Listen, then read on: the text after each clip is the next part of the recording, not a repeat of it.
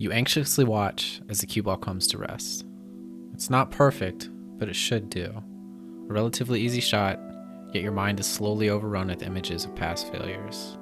Your mental wanes. You've missed easier 8 balls than this before.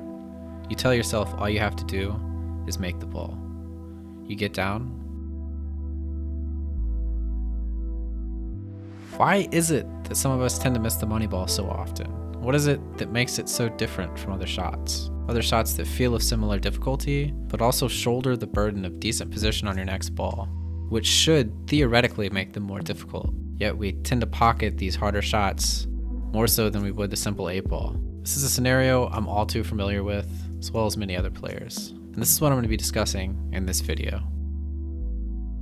First, I'd like to talk about why our accuracy decreases when we don't play position, followed by a discussion on the mental pressure associated with shooting the final ball of the rack. And finally, I'm going to offer a simple solution to both of these problems that has worked for me. Others have discussed playing position on their videos of the money ball, but I'd like to take it a step further and explain why position is such a pivotal step in every shot that you shoot. Visualization of the cue ball's path is an essential part of your shot routine. In this step, you're visualizing where and the speed at which you'll strike the object ball, how the balls are going to react with each other based on the spin you plan on using, and adjusting that little by little until the path of both balls go to your desired location. Ignoring position is to ignore 2/3 of that step and only focus on your desired path for the object ball. If you're not deliberate in choosing a specific path for the cue ball, you won't be able to be deliberate in striking a specific point on the cue ball, and that will make you highly inaccurate in pocketing the object ball. Next, let's discuss the mental pressure associated with pocketing the money ball. Most of you already know that I'm going to say that the final ball has more pressure on it, but I really want you to ask yourself what pressure is and why you feel it.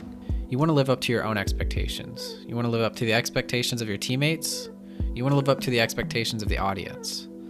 The final ball of the rack can take on a symbolic meaning. You begin to see it as a challenge or a threat. The 8 ball becomes something that it isn't.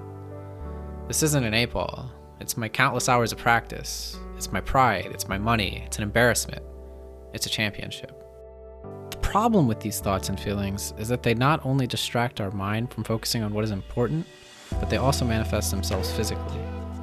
They increase our heart rate, breathing, adrenaline, cortisol, but if you become overwhelmed by them, you no longer see the entire table. Your mind shifts from pocketing the ball to controlling the processes that are usually automated in our stroke. Rather than thinking about the paths of the object ball and cue ball, you start thinking about just keeping your stroke perfectly straight. But you've already practiced these skills for countless hours to get them to a point where they are already automated muscle memory. You lose control of your fine motor skills.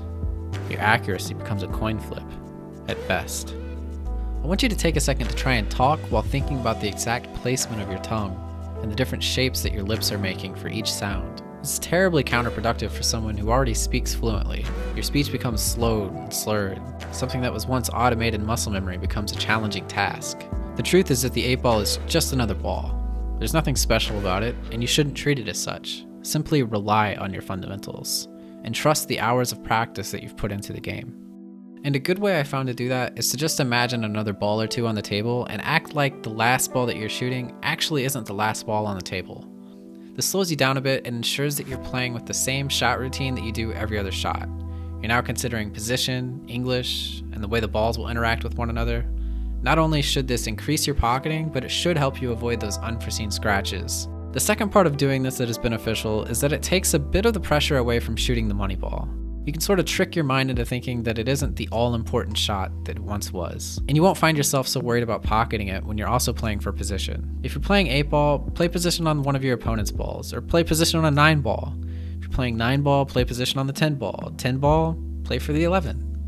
An important note, however, that I feel should go unspoken, but I better say it just in case, is to play a natural position that will make pocketing easier. It wouldn't make any sense to make the shot more difficult just for the sake of controlling the cue ball, unless it's bound to scratch. Also, I recommend choosing something that is at pocket speed and feels comfortable when you stroke it.